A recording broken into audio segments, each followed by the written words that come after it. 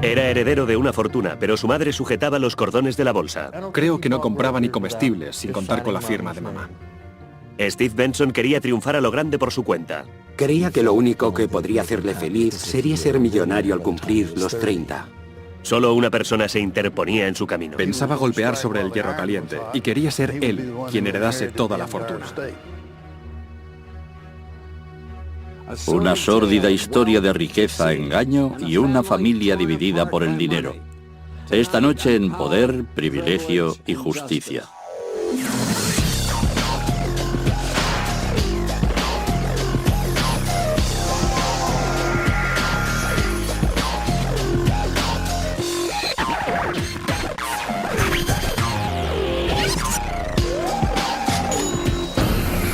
Crímenes imperfectos, ricos y famosos. Dinero sangriento.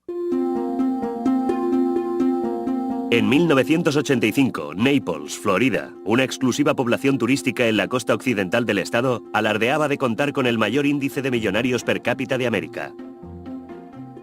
Era un lugar que se enorgullecía de su excelente pesca, su golf y, por encima de todo, una sensación de paz y tranquilidad.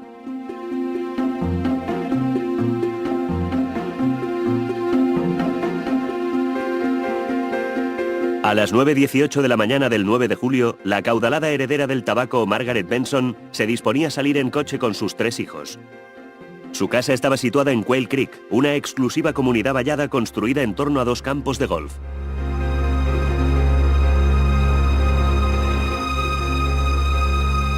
De repente, un tremendo estallido rompió el silencio en el campo de golf.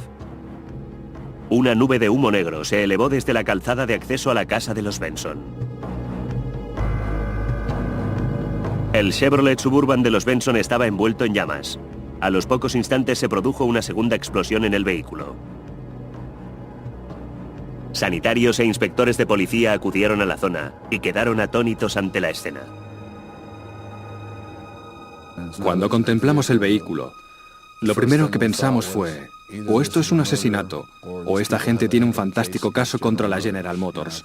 La destrucción era increíble. El aspecto que tenía era como si hubieras cogido una lata de cerveza y la hubieras pelado como un plátano, dejándola abierta con los bordes dentados. Era lo que quedaba de un Suburban de 1978. Nos dimos cuenta de que el metal había estallado hacia abajo, mirando al suelo, y en ambos casos había cráteres de considerable tamaño. Nuestra teoría fue que en el vehículo había habido 2 bombas distintas. Margaret Benson y su hijo de 21 años, Scott, yacían en extremos opuestos del coche. Carol Lynn, la hija de mediana edad de Margaret, estaba echada sobre la hierba, sollozando. Estaba fuera, en el suelo. Se había arrancado la blusa y se estaba quemando. Carol Lynn tenía quemaduras de 3er grado en el 30% de su cuerpo y fue llevada de inmediato al hospital. Una vez hube descubierto que se había detonado algún tipo de artefacto explosivo, me puse a pensar, ¿en este barrio? ¿Quiénes son estas personas? ¿Por qué ha sucedido esto? La investigación sobre las bombas llevaría a las autoridades hasta el mundo privado de una acaudalada y, como se supo después, desestructurada familia del mundo del tabaco. A medida que aumentaban las pruebas, fue apareciendo una trágica imagen. Esta contaba la historia de un hijo olvidado, un oscuro secreto familiar y un asesinato tan despiadado que haría estremecer a los investigadores.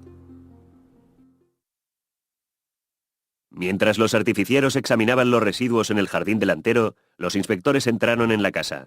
Dentro encontraron a Steve Benson, el hijo mayor de Margaret. Steven no se había subido al coche, y a los inspectores les pareció extrañamente insensible ante el desastre. Yo habría estado chillando y gritando contra la persona que había hecho aquello, y habría exigido acompañar a mi hermana en la ambulancia al hospital. Steven no hizo ninguna de esas cosas. Los inspectores pidieron que se llevaran el coche y se volvieron a reunir en la oficina del sheriff para comparar notas sobre lo que habían visto en la casa. Fue más o menos como decir, aquí hay algo que no encaja. Al menos tenemos un punto de partida, y en todos los homicidios todo el mundo es culpable hasta que los vas descartando, así que empecemos por lo más obvio. La familia de Steve Benson había hecho su dinero 1.600 kilómetros más al norte, en Lancaster, Pensilvania. Su abuelo, Harry Hitchcock, pasó de la pobreza a ganar una fortuna. Su empresa, Lancaster Leaf, era una de las tabaqueras más importantes del mundo. Pero Hitchcock era un hombre religioso y el dinero significaba poco para él. La hija de Hitchcock, Margaret, se casó con Edward Benny Benson, un perspicaz hombre de negocios como su padre. Y en 1945 Benny pasó a formar parte del negocio familiar. Tuvieron una hija, Carol Lynn, y 7 años después un hijo, Steven. Durante su infancia, su padre se ausentaba a menudo de casa por trabajo. Aparentemente era un padre muy estricto y no especialmente afectuoso, por lo que me han dicho. Salía mucho de viaje por carretera y por lo que parecía no prestaba tanta atención a lo que sucedía en casa como al negocio familiar. En Lancaster, los Benson derrochaban el dinero. Tenían una casa de 17 habitaciones, una piscina olímpica y accesorios de baño de oro de 14 quilates. Los veranos los pasaban en su casa de la playa en Nueva Jersey y los inviernos en un chalet de esquí en Canadá. Compraron juguetes, ropa, minimotos, motos de nieve y un almacén para guardarlo todo. La sociedad de Lancaster no estaba habituada a una conducta como la suya. Era una pauta de consumo muy conspicua para esa pequeña ciudad de Pensilvania. Benny y Margaret daban a Carol Lynn y a Steven todo lo que querían, pero dejando muy claro que se les podía arrebatar todo si no hacían lo que sus padres deseaban. Era una forma muy compleja de demostrar su amor. Era, si sois buenos, os ayudaremos. Si sois malos, os castigaremos. Carol Lynn resultó ser una belleza, con el pelo teñido de rubio para parecerse a su madre. Margaret no reparaba en gastos con su hija, animándola desde bien joven a hacer de modelo y a competir en concursos de belleza. Y se llenó de alegría cuando su hija quedó segunda en el certamen de Miss New Jersey en 1966. Entretanto, Steven intentaba ser un buen hijo y satisfacer las expectativas de sus padres. Creo que poseía un carácter solitario, aparentemente más sensible y desde luego más introvertido que el de su hermana. Y creo que en gran medida Steven ocupó el asiento trasero en esa familia. Steven tenía un don para la electrónica y se pasaba horas a solas en el sótano construyendo radios y televisores de fabricación casera. Cuando Steven tenía 13 años, Carol Lynn partió para la universidad y por fin llegó para Steven la oportunidad de gozar de toda la atención de sus padres. Pero esa época de protagonismo duró poco. Margaret anunció que iba a adoptar a un niño llamado Scott. Pero la historia que circulaba por Lancaster era bien distinta. Creo que la mayoría de la gente de Lancaster sabía que se trataba del hijo de Carol Lynn y que los padres habían insistido en que no lo dieran en adopción, porque era preferible que ellos, Margaret y Benny, lo criaran. Había mucha gente que opinaba que se trataba de una típica jugada Benson, una especie de gesto manipulador y punitivo por parte de los padres, una especie de recordatorio constante para Carol Lynn de un error que había cometido en su adolescencia. Benny y Margaret se volcaron en el nuevo bebé. Una vez más, Steven, el buen hijo callado, quedó al margen.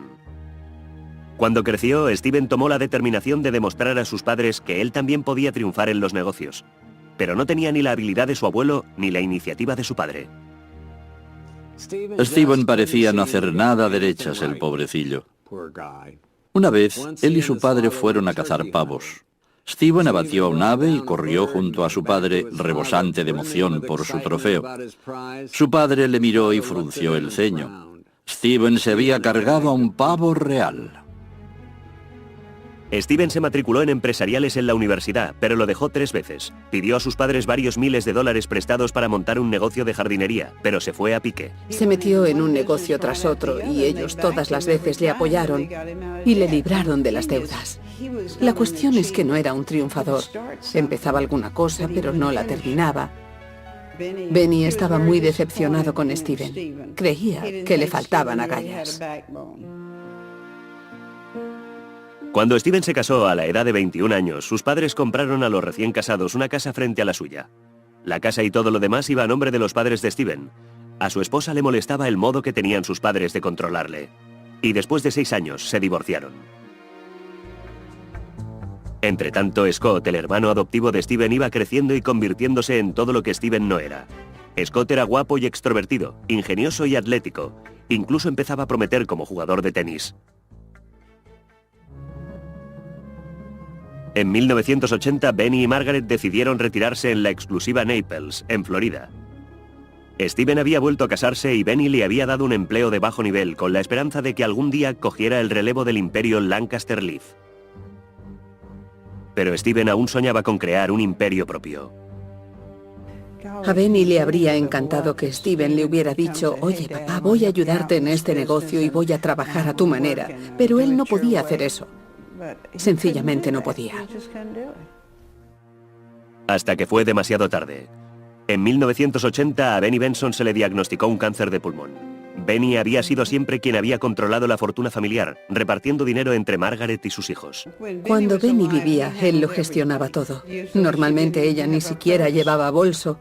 Yo le dije: ¿dónde llevas el billetero? No lo llevo. Pero tienes que llevarlo por el permiso de conducir. No, no lo llevo. Sencillamente no tenían ningún respeto por el dinero. 6 semanas después, Benny moría y a Margaret le quedaba una fortuna de $10 millones. Margaret empezó a buscar ayuda en Steven para administrar el dinero. Steven, a su vez, esperaba poder controlar el dinero y hacer realidad su sueño de ser un hombre de negocios triunfador.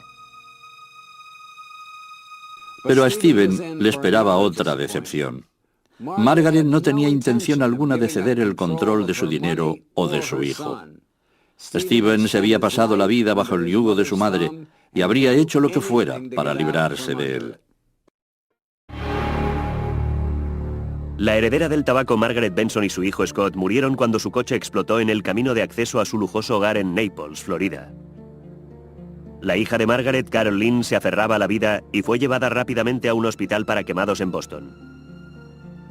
El único miembro de la familia Benson que quedó ileso en la explosión fue Steven, el hijo de 34 años de Margaret. Y Steven se negaba a colaborar con los investigadores. Llamé a Steven, y Steven me dijo que, siguiendo el consejo de su abogado, no pensaba hablar con nosotros, en absoluto. Después de un trauma, la gente se comporta de las más extrañas maneras. La policía lo sabe y es cuidadosa a la hora de interpretarlo todo como signo de culpa. Pero hay conductas más extrañas que otras. Y Steven se comportaba de una forma muy rara. En los días que siguieron a los asesinatos, los inspectores se fijaron en que Steven circulaba por Naples en su furgoneta blanca, que había quedado salpicada de sangre en la explosión. Uno de mis sargentos me llamó una mañana temprano y me dijo: estamos en movimiento. Parece que Steven ha vuelto a sacar a su madre de paseo. Su madre estaba muerta. ¿De qué estaba hablando? Era porque no lavó la furgoneta. Nunca. Los inspectores comenzaron a sospechar aún más de Steven tras haber hablado con Wayne Kerr, el contable de Margaret, que había estado trabajando en la casa la mañana de las explosiones. Creo que la policía en estos momentos está haciendo todo lo que puede. Margaret había contratado a Kerr 4 años antes, a instancias de Steven, para que la ayudara a gestionar sus finanzas. Poseía una fortuna de $10 millones y se la estaba gastando a un ritmo alarmante. Tras la muerte de su marido, se fue a Florida y empezó a gastar dinero de formas que sencillamente exceden la imaginación. No sé, 10 coches, 5 casas. Margaret acababa de comprar una casa de $500,000 en Naples y planeaba construir otra el doble de grande. Compró 2 nuevos yates y le estaban fabricando por encargo una lancha rápida. Además, continuaba manteniendo a sus 3 hijos adultos.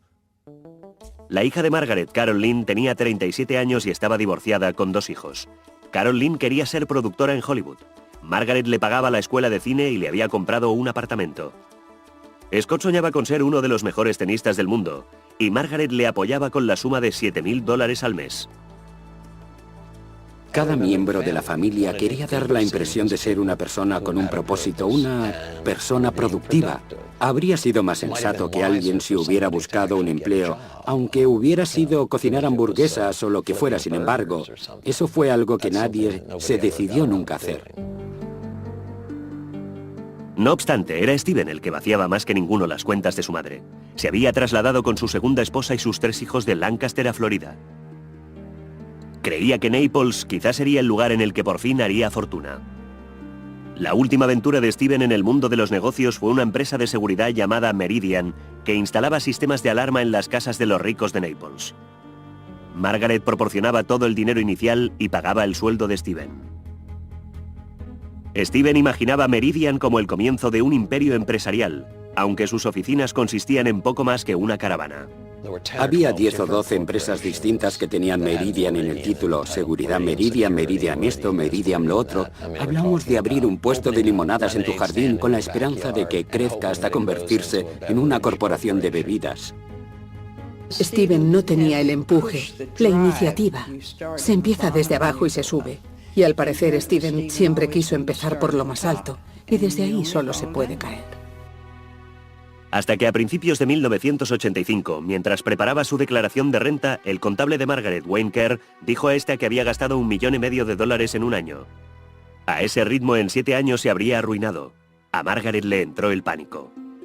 Empezó a quedarse despierta por las noches, anotando hasta el último céntimo que había dado a sus hijos. Le preocupaba que su dinero estuviera desapareciendo delante de sus narices. En realidad, no creo que la señora Benson fuera consciente de lo que estaba ocurriendo. Pero empezó a tomar un interés más atractivo en la situación cuando descubrió que se estaba quedando rápidamente sin dinero.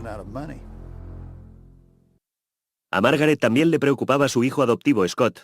Se había convertido en un adolescente alocado que tenía arranques de mal genio y tomaba drogas. Se convirtió en la clase de chico que destroza coches y que mete camionetas en los estanques, que de hecho tenía una bombona de submarinismo para esnifar óxido nitroso en cantidades industriales, un chaval que fumaba mucha droga, que tomaba cocaína y que frecuentaba a personas que también lo hacían. Pasó a ser el típico niño rico que corría desnudo por las calles con el pelo en llamas. Scott estaba tan desmadrado que Margaret le hizo arrestar y le ingresó en un centro psiquiátrico. No sin antes grabar en cinta sus violentas amenazas. El hecho de que la casa sea tuya no quiere decir que hagas lo que quieras con mi perro. ¿Lo puedes entender? ¡Quita las manos de...! Steven, siempre el pacificador, fue llamado para que interviniera.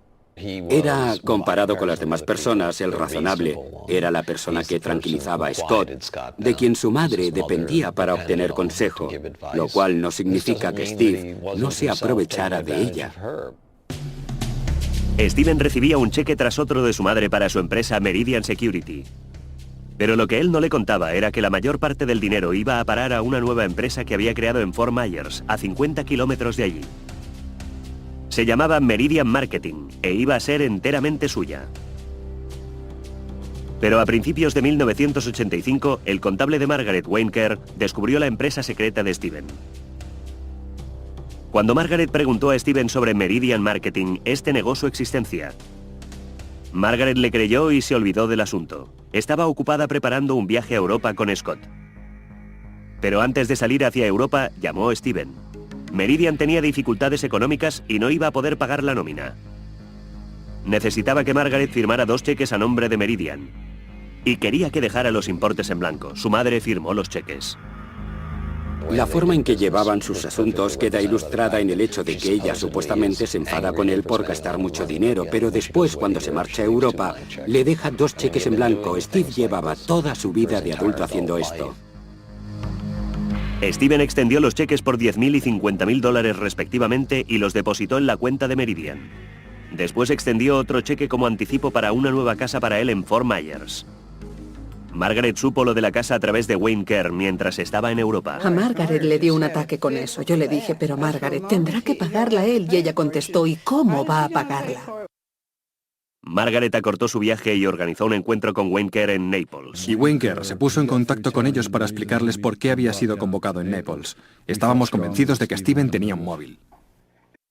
Steven estaba trabajando cuando recibió la noticia de que su madre iba a volver anticipadamente. Los empleados de Meridian le vieron entrar en su despacho y cerrar la puerta.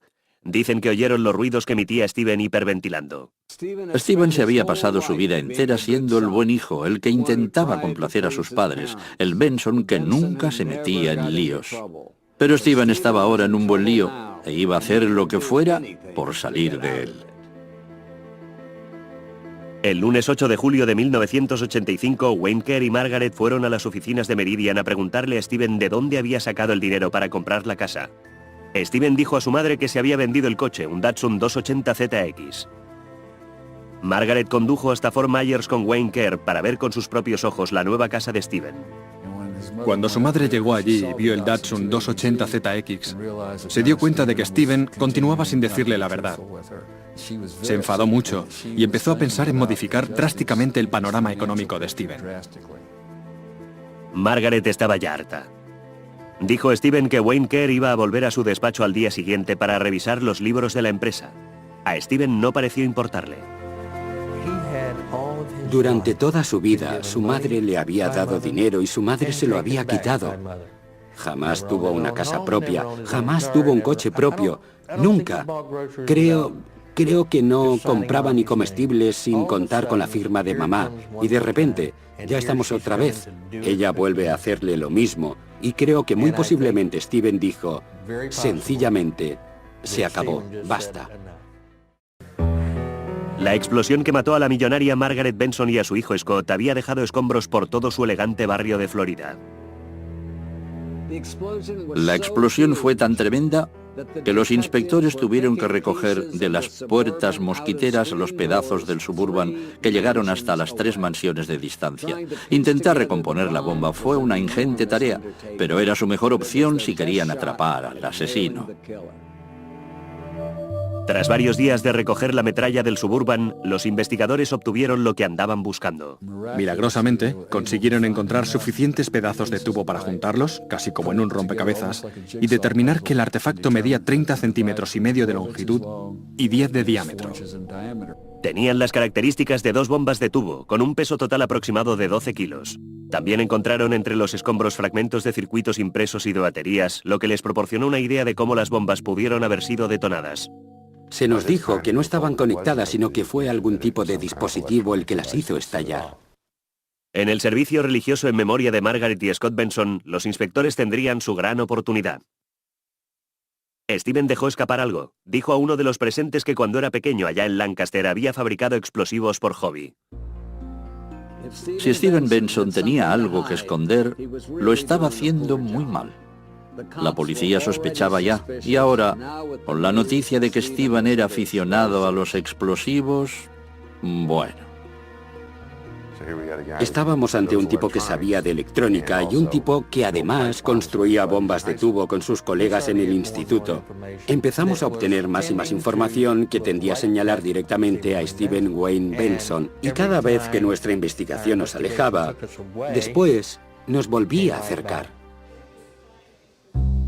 Hasta que 2 semanas después del crimen, los investigadores recibieron la noticia de que el único testigo ocular de la explosión podía hablar con ellos desde su cama de hospital en Boston. La hermana de Steven Benson, Carol Lynn, había sufrido quemaduras de 3er grado y continuaba en estado crítico. La carne quemada resultaba... casi... sentí náuseas al verla. Me echó hacia atrás un poco, pero los dos nos miramos como diciendo, tenemos que hacer nuestro trabajo. Con los inspectores en su habitación de la unidad de cuidados intensivos, Carol Lynn comenzó a relatar la historia del día anterior a los asesinatos. Carol Lynn había venido de visita desde Boston para ayudar a su madre con los planos de su nueva propiedad. Estaba en casa de su madre cuando Margaret regresó de su cara a cara con Steven en Meridian. Margaret se había enterado de que Steven tenía una nueva casa y un negocio secreto y estaba furiosa. Todo ello combinado provocó que Margaret tomara la firme resolución de querer cambiar el panorama financiero de Steven. Carol Lynn contó a los inspectores que aquella noche Steven llamó y sugirió que se reunieran todos a la mañana siguiente. Carol Lynn nos dijo que Steve llamó diciendo que quería ir para ayudar a inspeccionar la nueva propiedad, algo que él normalmente no habría deseado hacer. Quería que todos estuvieran levantados y preparados para salir. A la mañana siguiente, Carol Lynn y su madre estaban sentadas en la mesa de la cocina con Wayne Kerr cuando llegó Steven a la casa en su furgoneta blanca de la empresa. Entró en la casa, fue a la cocina y preguntó si tenían café y si alguno de ellos quería donuts, que iría a buscarlos. Y después salió de la casa. Pero Carol Lynn dijo que Steven se llevó el Suburban de la familia, no la furgoneta en la que había llegado. Los minutos empezaron a pasar. Steven dijo que iba a una tienda de comestibles que estaba a menos de 1 kilómetro de distancia. Se lo estaba tomando con calma. Steven regresó casi 1 hora después. Margaret, Carol, Lynn y Scott estaban esperando. Salieron todos de la casa en dirección al coche.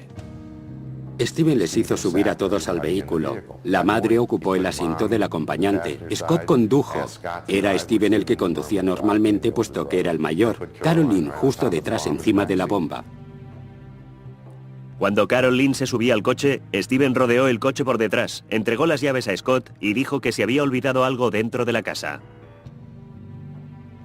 Por lo tanto, él se dirige de nuevo a la casa y Carol Lynn relata a continuación que oye un chasquido y que después se produce una tremenda explosión y que lo único que notó fue una sensación de ardor y una bola de fuego de color naranja que venía hacia ella.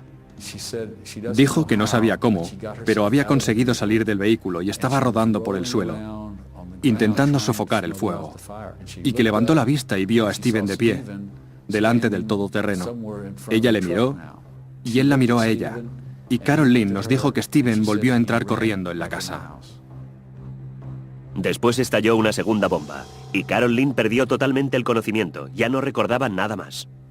Su voz era tan débil y había tanto dolor en ella, y debíamos tener cuidado porque nos dimos cuenta de que nos veíamos atrapados en sus emociones.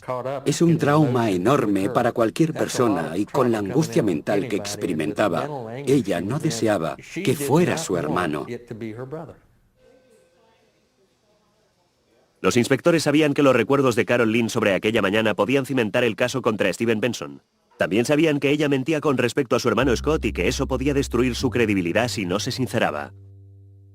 A lo largo de toda nuestra entrevista se refirió a Scott como su hermano, y Mike Kors había hablado con personas de Lancaster que le habían dicho que el rumor que corría era que Scott era en realidad el hijo de Carol Lynn y no su hermano. Se sorprendió mucho cuando le planteamos ese tema. Le sorprendió mucho que estuviéramos al corriente, y cuando dijo, sí, Scott es hijo mío, fue algo casi triste cuando lo dijo. Podía haberlo negado y plantarnos cara. No lo hizo. Eso puso muy de relieve para nosotros, como representantes de la ley, que se trataba de una verdad difícil.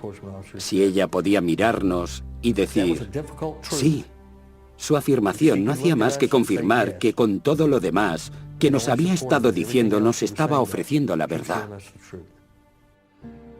La extraordinaria confesión de Carol Lynn a los investigadores sobre Scott le proporcionó credibilidad, y la versión que les relató sobre lo sucedido la mañana de la explosión situó a Steven Benson directamente en el punto de mira.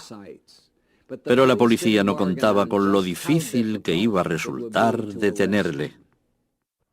3 semanas después del asesinato de la heredera del tabaco Margaret Benson, su hijo Steven Benson resultaba ser el principal sospechoso.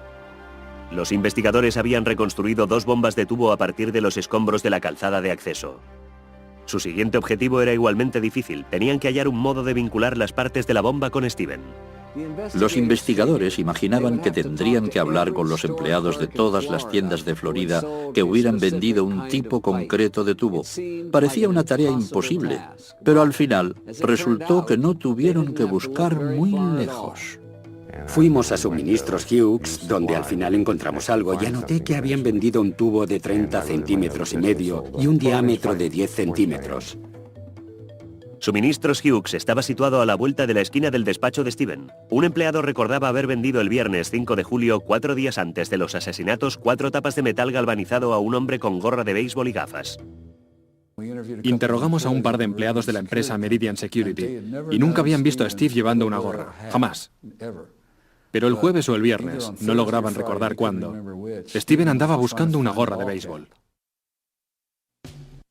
El empleado dijo que el día antes del crimen el mismo hombre adquirió también 2 tubos de metal y en la tienda había más pruebas en potencia. Encontramos una factura, con la letra de una persona zurda y una marca de la palma de su mano, y sabíamos que Steven era zurdo. Había marcas de la palma de la mano en la factura, pero las huellas de Steven Benson no constaban en los archivos. Steven había contratado a un abogado llamado Mike McDonnell. McDonnell no estaba dispuesto a permitir que la policía se acercara siquiera a su cliente. Nos preguntaron si Steven facilitaría sus huellas palmares, y dijimos no. Consigan una orden si pueden. Los investigadores del condado de Collier sentaron un precedente legal. Extendieron una orden de registro para las huellas dactilares de Steven, algo sin precedentes. Cuando llegaron al bufete de su abogado para tomar sus huellas palmares, Steven estaba tranquilo. El teniente Jack Gent fue quien le tomó las huellas, y pregunté al teniente Gent qué opinaba, y me dijo, pues, o es un asesino desalmado, o es totalmente inocente, porque he tomado las huellas a aspirantes a puestos de profesores en colegios, a los que les temblaban las manos más que a él. Sus manos estaban firmes como una roca. Las huellas palmares de Steven fueron enviadas de inmediato a un experto forense de la ATF. Las colocó una junto a otra, observó a través de una lupa durante un considerable periodo de tiempo y después dijo, ven aquí, fíjate en esto. Y lo hice. Entonces me dijo, ¿qué te parece? Las huellas coincidían. 5 días después, Steven Benson fue detenido en el bufete de su abogado en Fort Myers. Me senté en el asiento trasero con él y se quedó dormido. No dijo ni una palabra. Se limitó a quedarse dormido en el asiento de atrás. Y yo pensé para mis adentros, menudo hijo de puta despiadado. Steven fue imputado por 2 cargos de asesinato en primer grado y un cargo de tentativa de asesinato. El juicio contra Steven Benson estaba a punto de empezar en julio de 1986, pero el proceso atrajo tanto la atención de los medios que tuvo que trasladarse de Naples a Fort Myers, Florida. El juicio de Steven Benson se ha iniciado alrededor de las 10:30 de esta mañana con la selección del jurado. La atención de los medios de comunicación se ha centrado en Steven Benson porque se le acusa de haber matado a su madre. Fue un juicio inusual, fue televisado de principio a fin. La sala del tribunal estaba abarrotada de escritores y periodistas. Ofreceremos información a lo largo de todo el día e informes actualizados cuando la situación lo permita. Fue el juicio más importante jamás celebrado en el sur de Florida. Y el callado e introvertido Steven Benson tenía un papel secundario en su propio juicio. Las auténticas estrellas eran sus abogados. La defensa y la acusación tenían estilos opuestos. Estaba Mike McDonnell, elocuente, claro, de gran presencia física, un poco ostentoso. Tenía una bella esposa. Conducía un Jaguar. ¿Cómo describiría toda la publicidad previa al juicio? Omnipresente. ¿Qué quiere decir? En todos los sentidos era lo contrario de Jerry Brock y su hermano Dwight. Nos sentimos tremendamente cómodos con la solidez de nuestro caso y nuestras pruebas. Los fiscales Jerry y Dwight Brock se presentaban de manera muy distinta a McDonnell. Te daba la impresión de que eran como de campo y muy lentos, pero lograban arrullarte hasta hacerte entrar en esa zona de bienestar y luego te hacían pedazos, literalmente, sí. La prensa no habría podido pedir mejores personajes. McDonnell era ostentoso y los hermanos Brock eran sencillos. Los periodistas lo llamaban la corrupción en Miami se encuentra con los ricos de Beverly.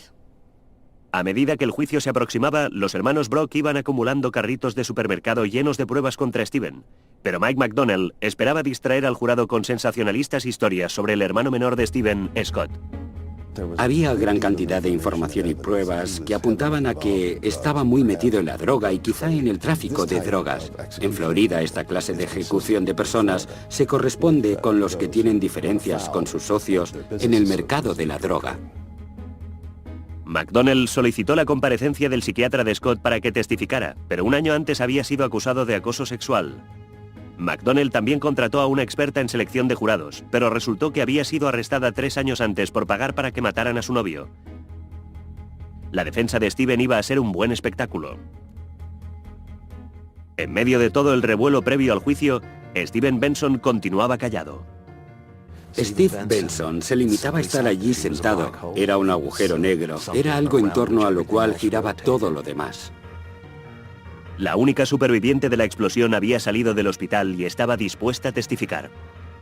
Todo Fort Myers esperaba poder vislumbrar a la testigo estrella del juicio, la hermana de Steven, Carol Lynn. La antigua reina de la belleza tenía ahora unas horribles cicatrices, pero Carol Lynn estaba a punto de robar una vez más el protagonismo a su hermano menor, Steven. El 17 de julio de 1986, el juicio contra el heredero del tabaco Steven Benson comenzó en Fort Myers, Florida. Con la muerte de su madre y su hermano en la explosión de su coche, Benson podía haber pasado a ser el único heredero de una fortuna de $10 millones. En cambio, ahora se enfrentaba a la pena de muerte. Ken, el titular de hoy ha sido los alegatos iniciales y el comienzo de los testimonios. El juicio ha empezado. Esta mañana, Benson parecía estar llorando en la sala del tribunal al concluir los alegatos iniciales. Quisiera que miraran a este hombre, mi amigo Steven Benson. Steven no tenía a nadie a su lado. Su esposa Debbie se había ido a vivir a Wisconsin con sus padres, llevándose a sus 3 hijos. Y su hermana era testigo de la acusación. Steven estaba tan solo en la sala del tribunal que su abogado Mike McDonnell pidió a su suegra que viniera a la sala y charlara con Steven delante de los miembros del jurado. La prensa la apodó Mamá de Alquiler. El segundo día del juicio llegó la testigo estrella de la acusación, la hermana de Steven, Carol Lynn. Creo que a ella le resultó muy difícil creer que Steven podía hacerlo. No deseaba en absoluto implicar a su hermano. El jurado estaba absorto mientras Carol Lynn volvía a relatar los momentos posteriores a la explosión. Era la primera vez que decía públicamente que Scott era su hijo. Pude ver el cuerpo de mi hijo tendido en el suelo. Y supongo que ver el cuerpo de Scott y verme a mí en llamas fue lo que me hizo reaccionar. Y me di cuenta de que el coche estaba ardiendo y que tenía que salir. Lo siguiente que recuerdo es que vi a mi hermano Steven de pie en el camino. ¿Recuerda lo que estaba haciendo? Solo miraba hacia adelante fijamente. ¿Qué hizo usted cuando se dio cuenta de su presencia en el camino?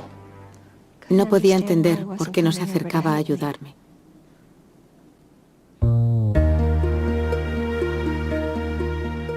A lo largo de todo el testimonio de Carol Lynn, su silla estuvo encarada hacia el jurado, evitando la visión directa de su hermano. Steven la miraba fijamente, sin mostrar emoción en su rostro. A lo largo de 2 semanas, Jerry Brock fue mostrando metódicamente al jurado un total de 162 pruebas. Demostró que Steven había ido desviando dinero de las cuentas de su madre, que tenía conocimientos para construir bombas de tubo y que había adquirido los elementos necesarios para fabricar la que mató a su familia. El abogado de Steven, Mike McDonnell, intentó alejar las sospechas de su cliente, sugiriendo que fue el hijo alocado y rebelde Scott, no el hijo callado Steven, quien quizá había llevado la tragedia a la familia. Y no pretendo hablar mal de los muertos, pero los hechos hablan claramente de que Scotty había tomado la dirección equivocada. Había conflictos en la familia y el papel de Steven, a mi entender, dentro de ella, era de pacificador y por consiguiente los cargos contra él no se correspondían con lo que había demostrado en el pasado. En cambio, los demás peleaban constantemente, se amenazaban y actuaban de forma disfuncional, extraña. Presentó la grabación que Margaret hizo de las violentas amenazas de Scott hacía más de un año. Aquí todo el mundo sabe que tú lo llamas mi perro. ¿Lo estás oyendo, madre? Y escucha cuando te digo que lo dejes fuera de la casa. El hecho de que la casa sea tuya no quiere decir que hagas lo que quieras con mi perro. ¿Lo puedes entender? ¿Eh? ¡Quita las manos de...! Después McDonnell pidió la comparecencia de testigos y trató de relacionar el consumo de drogas de Scott con su asesinato. Scott tenía una botella de óxido nitroso, coca y fumaba también porros. ¿Cuánto tomaba Scott Benson? Una vez inhaló también. ¿Y qué hacía Scott con toda esa cocaína? Se la metía por la nariz. El problema era que nunca se podía identificar a Scott como un importante traficante de droga. Se podía decir que Scott había comprado una bolsa de marihuana, un poco de nitroso o alguna otra cosa, pero siempre en pequeñas cantidades. Creo que la defensa hizo lo único que le quedaba por hacer. La única cosa que se puede hacer cuando tu cliente es obviamente culpable. Utilizar la defensa de eso lo hizo otro. El juez se limitó a decir, está lanzando mierda a la pared a ver qué se pega. El juez Hugh Hayes estaba muy molesto con el equipo de la defensa por desperdiciar el tiempo del jurado con habladuría sobre el hermano de Steven, Scott. Eso es de segunda división. Y en esta clase de juicio, con todo lo que hay en juego, en cualquier tribunal, es irritante. El alegato final de Jerry Brock fue irrecusable. Estaban las pruebas físicas, las huellas palmares, la factura y los estados de cuentas bancarios. Y estaba el claro retrato que pintó Brock de la relación de Steven con su madre. El hijo malcriado y resentido que mató para escapar de las riendas controladoras de su madre. Yo estaba sentado junto a Carol Lynn cuando escuchaba a Jerry Brock detallando todas las pruebas contra Steven. Me preguntó, ¿cómo esperaba poder salir impune de esto? Durante toda su vida, Steven Benson había sido eclipsado y marginado. Ahora ocupaba el centro del escenario y su público de jurados estaba a punto de decidir su destino. El juicio de Steven Benson por el asesinato de su madre y su hermano duró 3 semanas. Su suerte estaba ya en manos del jurado. Hacia el final del juicio, el patriarca de la familia Benson, el abuelo de Steven, Harry Hitchcock, llegó desde Lancaster, Pensilvania. Harry Hitchcock debió quedar destrozado. Como tantos otros que han forjado un imperio, él había salido de la nada creando una fortuna que dejara a sus hijos y estos la habían despilfarrado. Observadores presentes en la sala aquel día dijeron que ni una sola vez miró a su nieto Steven. El jurado tardó un solo día en llegar a su conclusión. Veredicto del Estado de Florida contra Steven Benson. El acusado es culpable del cargo de asesinato premeditado en primer grado. Señora Foster, ¿es ese su veredicto? Sí. Cuando se leyeron los veredictos de culpabilidad, Steven reaccionó con una absoluta falta de emoción. Cuando era conducido al exterior del Palacio de Justicia, los periodistas le gritaban preguntas. Él ni contestó. A la hora de dictar sentencia, el jurado estaba dividido con respecto a la pena de muerte. En todo este tiempo, Steven no ha hablado nunca con la prensa. Solo Steven sabe por qué lo hizo. ¿Por qué lo hizo realmente? Después del veredicto hablé con un miembro de la acusación que me dijo que él no creía que el móvil fuera económico. Opinaba que era personal y psicológico, porque su madre era manipuladora, controladora, y él veía a esas alturas de su vida que mientras ella estuviera viva nunca conseguiría librarse de su yugo. Por consiguiente, decidió matarla, y matar también a su hermana y a su hermano. Una de las cosas que siempre me resultó absolutamente reprensible de este caso era que Steven había matado a la mujer que le había dado la vida. Y enfocándolo desde el punto de vista de mis valores, creo que no se puede ser más malo. Duele, duele. Y yo sé muy bien que si Margaret estuviera viva, y aunque Margaret supiera lo que había pasado, sé que en su corazón, hasta cierto punto, aún sentiría mucho amor por Steven. Al final, Carol Lynn heredó el grueso de la fortuna de $10 millones de su madre. Y a Steven no le quedó nada. Es una persona que procede de una familia muy adinerada, pero ese hombre tenía tan poco dinero que después del juicio no pudo pagar siquiera una transcripción mecanografiada del proceso para poder presentar una apelación. El patriarca de la familia Benson, Harry Hitchcock, murió en Lancaster 3 años después del juicio. Harry Hitchcock creía que su dinero había corrompido a sus hijos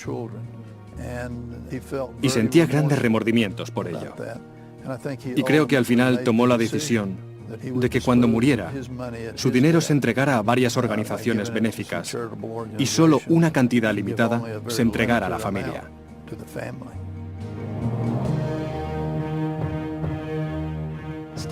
Steven Benson fue enviado a una de las prisiones más duras de Florida, la penitenciaría de Rayford. Poco después de su llegada fue atacado y apuñalado en el cuello por otro recluso.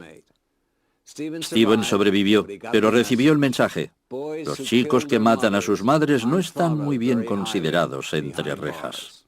Dominic Dunne para la televisión judicial.